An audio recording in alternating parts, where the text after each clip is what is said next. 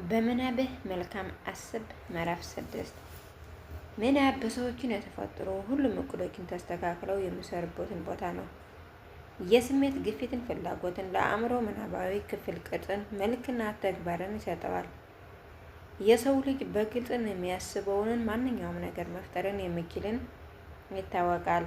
በአእምሮ ምናባዊ ክፍልን እርዳታን የሰው ልጅንን ባለፉትን 50 ዓመታትን ውስጥን ከዚያ ጊዜ በፊትን ከነበረው ሙሉ የሰው ዘረን ታሪክን ይልቅን ብዙ የተፈጥሮ ኃይላትን አግኝተዋል። በምናብን እገዛ ተሰራጩ ንጥረ ነገሮችን ሳይቀረን ሰርተዋል። አሁን በሰዓቱ ከ600 ማይልን በፍጥነትን በላይነን እስኪሄድን ድረስን የጉዞ ፍጥነትን ጨምረዋል። የሰው ልጅ ብቸኛው ገደብንን አማካኝነት ደረጃ ምናቡንን ባሳደጉና መቀጠሉ ላይ ብቻ ሆነዋል። የሰው ልጅ ምናቡንን እንዳለው ብቻ አውቀውን በጣም በትንሽ ደረጃን ቢሆንም እሱ በመጠቀምን ጀምረዋል እንጂ የምናብን ችሎታንን የመጠቀም ግና የእድገትን ጫፍ ላይንን አልደረሰም። የምናብን ሁለት ገጽታዎች። የምናብ ክፍል በሁለትን መንገድን ይሰራል። ሁለት የምናብን ክፍሎችንን አንዱ ስሪትን ምናብን ሲባል ሌላኛው ደግሞ ፈጣሪ ምናብን ይሆናል።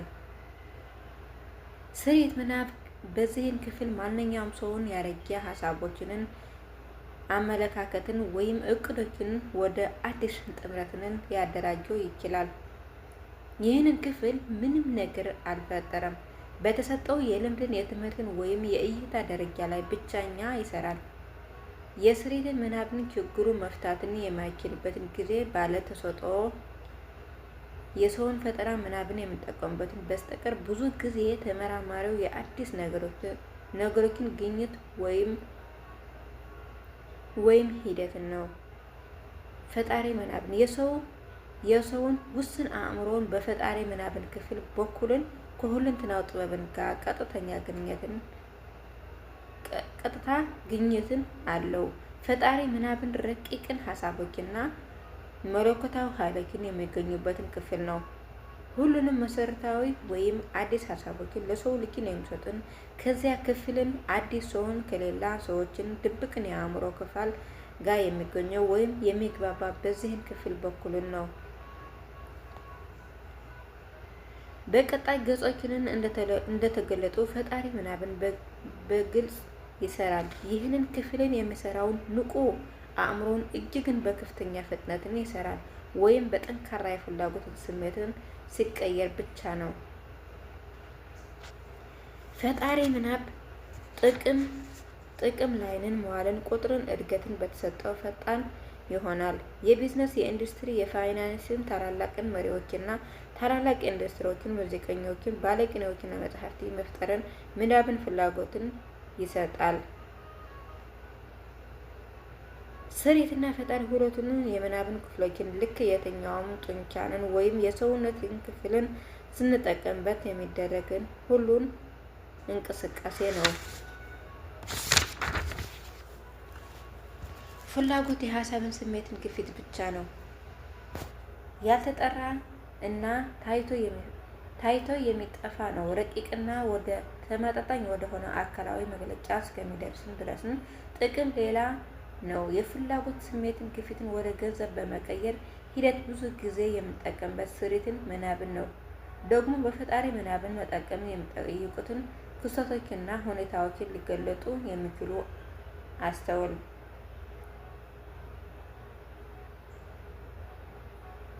ሁለተኛ፣ ምናብህንን አለማመደው። የምናብ ችሎታህን በስራ ላይንን ባለሙያውን ደካማ ሆኖ ይሆናል። ጥቅም ላይንን መዋልን ሲነሳሳና ንቁ ሊደረግ ይችላል። ይህንን ክፍል በስራ ላይንን ባለሙያሉ ቢዝነስን ይሞታል። ፍላጎቱ ወደ ገንዘብ በመጠቀም ሂደትን ብዙ ጊዜ የምንጠቀምበት ክፍል ስለሆነ ለጊዜውን ትኩረትን ስሪትን ምናብንን የማሳደግ ላይን አድርግ። የማይጨበጥ የስሜት ግፊትን ፍላጎትን ወደሚጨበጥ ነገር ወይም ገንዘብ ለመቀየር የግድ እቅድ ማቀድን ይጠቅመናል። እነዚህ በምናብን እገዛ በዋና በስሪትን ምናብን ሊመሰረቱ ይችላሉ።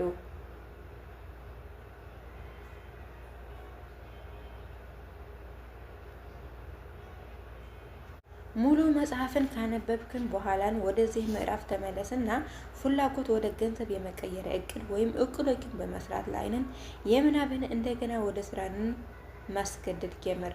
እቅዶችንን የመገንባት ዝርዝርን መሳሪያ በአብዛኛው በእያንዳንዱ ምዕራፍ ውስጥ ተሰጥተዋል።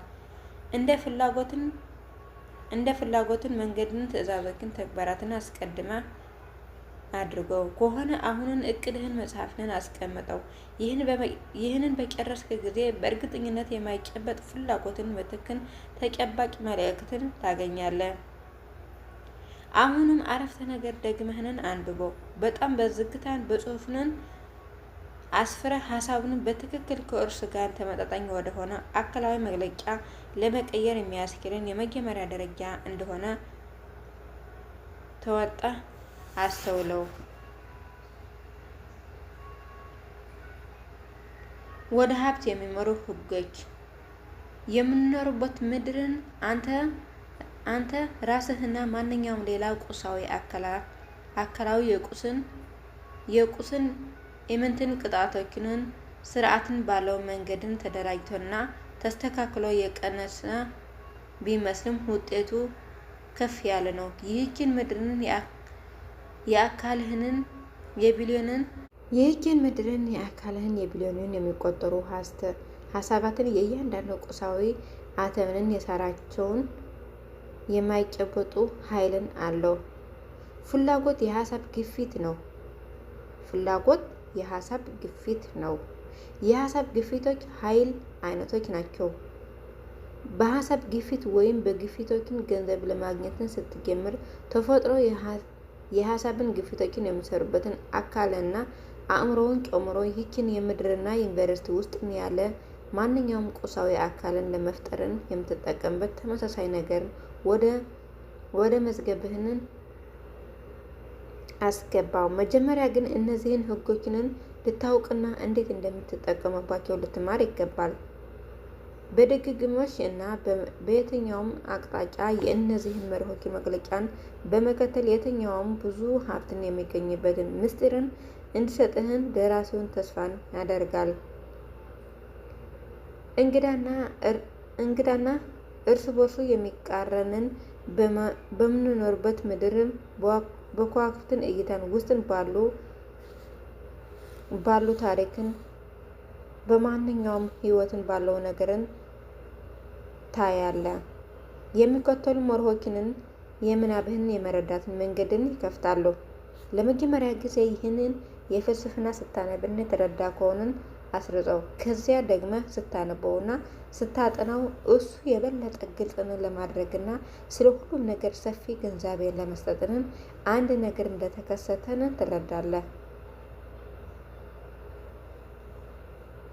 ከሁሉም በላይ መጽሐፉ ቢያንስ 3 ጊዜ እስከምታነበው ድረስንን እነዚህን መርሆችን ማጥናትንን አታቋርጥ፣ አትተው፣ አትወላወል። ከዚያ በኋላንን መተውንን አትፈልግም። ሀሳቦች የሁሉ ሀብቶች መነሻ ነጥቦች ናቸው።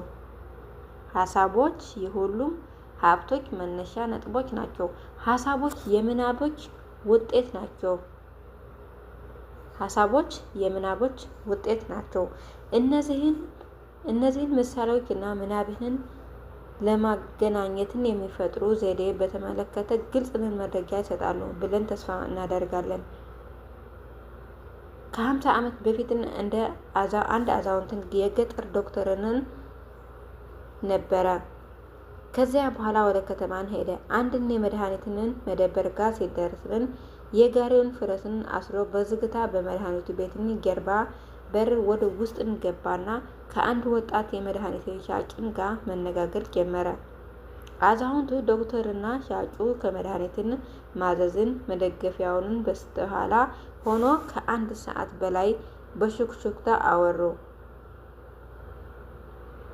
ከዚያ ዶክተሩ ከመድኃኒቱ ቤቱን ወጥቶ ወደ ጋሪውን ሄደ እና አንድ ትልቅ የድሮውን ማንቆርቆሪያና ውስጥን ያሉትን ነገሮችን በማማሳሰል የሚያደርገው ትልቅን የእንጨትን ማማሳያ ይዞ ወጥቶ ከመንደሩ በስተጀርባ አኖራቸው። መድኃኒት ሻጩ መንቆርቆሪያ አገላብጦ አያትና ወደ ውስጠኛ ኪሱን ገብቶ የገንዘብ ኑሮትን ጥቅልን አውጥቶና ለዶክተሩን ሰጠው። የሰጠውን ገንዘብ በትክክልን 500 ሚሊዮን ዶላር ሲሆን የመድኃኒቱ ሻጭ ሙሉ ሀብት ብር ነበር። ዶክተሩ ለመድኃኒቱ ሻጭን ያልታወቀ ቀመር የጻፈው ትንሽን ወረቀትን አስረከበው። በዚህን ወረቀት ላይ የተጻፈ ቃላትን የአንድ ንጉሥ ሙሉ ንብረትን ያህል ዋጋ ያላቸው ቢሆኑ ለዶክተሩ ግን አልነበረውም። ከዚያ አስማታዊ ቃላትን የሚቆረውን ፍላጎትን የሚጀምሩ ማድረግን ያለባቸው ቢሆኑ ዶክተሩ ሆነ መድኃኒት ሻጩን ከማንቆርቆሪያ ከፍተኛ ሀብትን እንደሚፈስንን አላወቀም። አዛውንቱ ዶክተሩ እቃውን $500 መሸጡንን ደስተኛ ነው። መድኃኒት ሻጭ ደግሞ በመላ ሕይወቱን ያጠራቀመው ገንዘብንን በብጣሽ ወረቀትና አረጌው ማንቆርቆሪያ ላይንን መዋሉን ትልቅን እርምጃ ሊወስድ ነው። ያደረገው ነገር ማንቆርቆሪያው ወርቅን ሞልቶ መፍሰስን እንደሚጀምርና አንድ ቀንን እንደሚሞላ ያምናል። አረጌው መንቆርቆሪያና የእንጨትን ማማሳያና በትንሽ ወረቀትን ላይ የጻፈውን በምስጢር መልእክትን ተቀርጸው ነበር። ዶክተሩ ቆመሩን የገዛ ሰውን ዶክተርን የሰጠው ምስጢርን ውህድን ከሌለው ውህዶችን ጋር ቀላቅሎንን ከመሰለ በኋላ በዚያ መንቆርቆሪያ አስደናቂ ኃይልን መታየትን ጀምረዋል። ያ ወጣት አሰበ፣ ከልብን ወለደ። ይልቅን እንግዳ የሆነ በሀሳብን መልክን የጀመረው እውነታዎች ሆነ። ይህንን ሀሳብን የፈጠረው ብዙ የወርቅን ሀብትንን እንመልከት። በዛችን አረጌ ማንቆርቆሪያ ውስጥን የነበረው ውሃውን ኮካኮላ ሲሆንን ለሚያሰራጩ በሚሊዮን የሚቆጠሩ ሰዎችን ስራንን ፈጥረዋል። አረጌው መንቆርቆሪያ አሁንም ከዓለምን እጅግ ትልቅንን የስኳር ተጠቃሚዎችንን አንዷ ናት። ስለዚህ የሽንኮራ አገዳ በማሳደግና ስኳርን በማጠራቀምና በመሸጥን ለተማሩ በሺህ የሚቆጠሩ ወንዶችና ሴቶችን ቋሚ የሆነ ስራዎችን ፈጥረዋል። አረጌዋ መንቆርቆሪያ የዓመቱ ሚሊዮኖችን የሚቆጠሩ የመስታወትን ጠርሙሶችን ተጠቅመዋል። ይህንን ለብዙ ቀመር ብርጭቆ ሰራተኛ ስራዎችን ፈጥረዋል። አረጌዋ መንቆርቆሪያ በመላ ሀገሪቱ ለብዙ አስተናጋጅን ጸሐፊዎችና ማስታወቂያንን ጀምረዋል።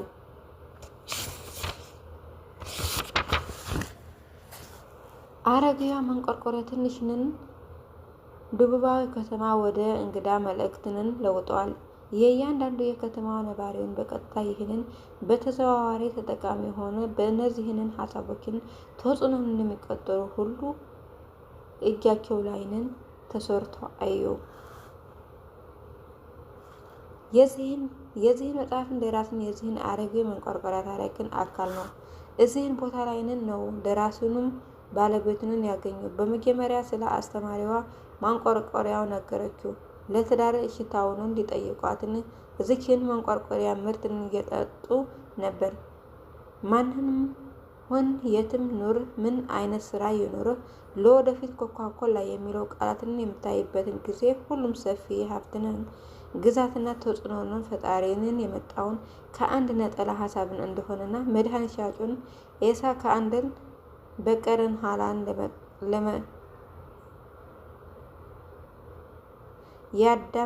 ያደባለቀው ያልታሰበ ጥሬ ዕቃ ምናምኑን እንደሆነ አስተዋለ።